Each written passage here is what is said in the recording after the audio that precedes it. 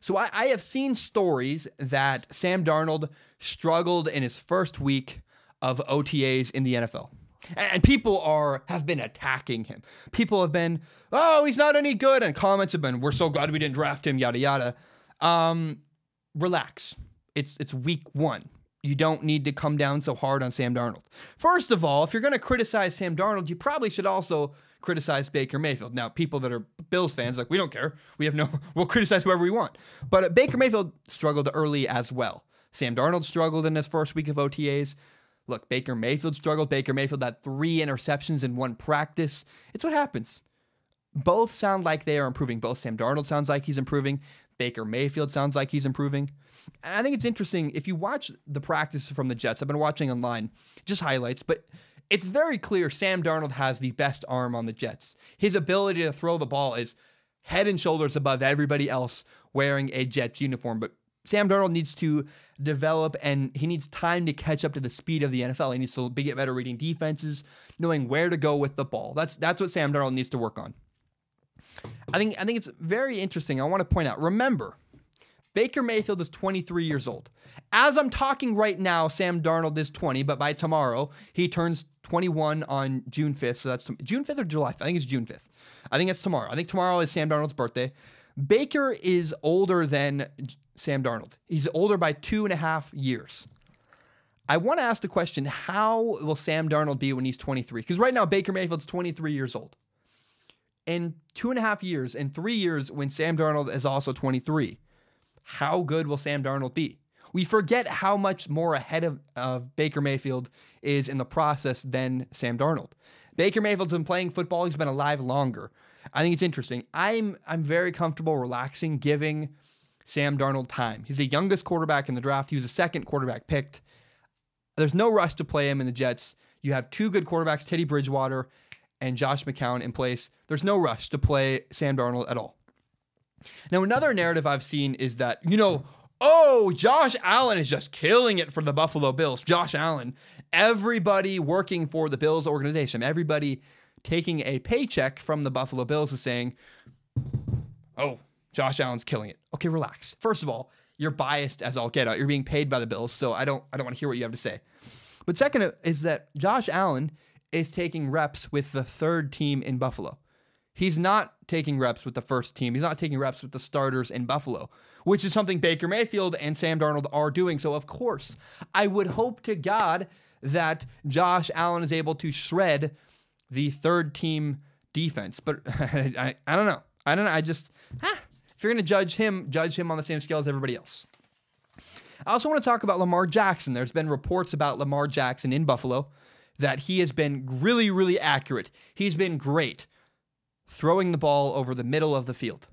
However, when Lamar Jackson tries to throw deep balls to the outside outside the numbers, then his accuracy wanes and he struggles. Who said that? Who could have said that? And maybe his breakdown video of Lamar Jackson like a month ago. Oh, that's right. I said that. Yes, I think we need to give Lamar Jackson time. Give Lamar Jackson a year, maybe 2. There's no rush. Now, Joe Flacco's contract is up at the end of the year. It's a contract year for Joe Flacco. But give Lamar Jackson time. He needs to improve his mechanics. And if he improves his mechanics, he will improve his accuracy down the field. But I think there's no rush with Lamar Jackson. If he looks bad in preseason, he's missing throws, no problem. He's going to get better at accuracy. Remember, Patrick Mahomes did not play until week 17 last year. And yet he is now the starting quarterback for the Chiefs. We could see a similar thing with Lamar Jackson. There's no rush. He's got to work on his mechanics. Be patient with Lamar Jackson. Now, Josh Rosen, he may start day 1. Josh Rosen in the Arizona Cardinals organization looks, oh my goodness, everybody's like, he might be the best quarterback in this draft. Remember, everybody said that months ago. Everybody said, Josh Rosen is the most pro-ready quarterback we have. Now, here's what I want to remind you. I want to remind you of some history. Dan Marino fell in the NFL draft. And Aaron Rodgers fell in the NFL draft. Even Tom Brady, but I don't want to work that one. He was drafted much later. Josh Rosen fell in the NFL draft similarly to Dan Marino and Aaron Rodgers. And both, years later were the best quarterbacks from their draft class. I think that Josh Rosen is very similar. Josh Rosen feels similar to Dan Marino and Aaron Rodgers, falling in the draft, and clearly they were overlooked. I don't think the Browns have any regrets, but I do know this. Josh Rosen could possibly play week 1. He might be fantastic. He might be the best quarterback in this draft class. But I was right about one thing. I said early on he would be the best quarterback. We don't know if that'll hold up over the next 5 years. But Josh Rosen right now looks like the best quarterback chosen in last year's draft class.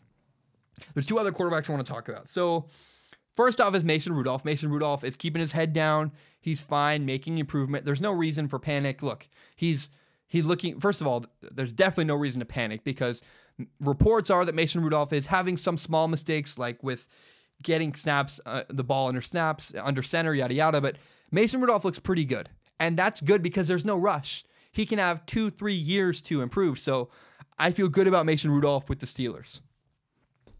Now, Kyle Lauletta is what's interesting. Kyle Lauletta right now is not the 3rd string. He's not the 2nd or the 1st string. Kyle Lauletta, the great draft pick everyone that's a fan of the Giants told me about. Right now, Kyle Lauletta is the 4th string quarterback taking reps for the New York Giants. He's behind Eli Manning, Davis Webb, and Alex Tanney. Alex Tanney, if you look up trick shot quarterback on YouTube, you'll probably find a video of Alex Tanney.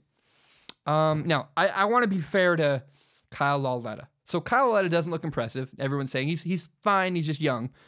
I've said the same exact thing about Sam Darnold and the same exact thing about Baker Mayfield. So I want to be fair to Kyle Lauletta. If I'm gonna give Sam Darnold a pass because he's early on in the process, if I'm gonna give Baker Mayfield a pass because he's early on in the process, I will do the same thing for Kyle Lauletta.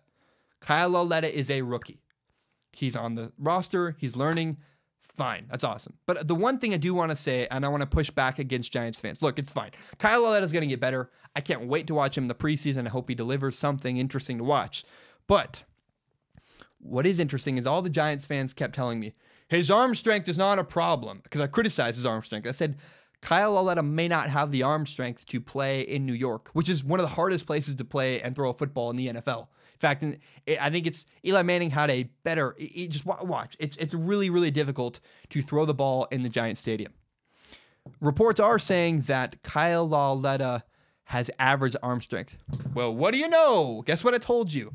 Yes, Kyle Lauletta may not have the proper arm strength to play late in the year in New York. In November, December, I don't know. I just don't know. And you can say, well, he played in Richmond, Virginia.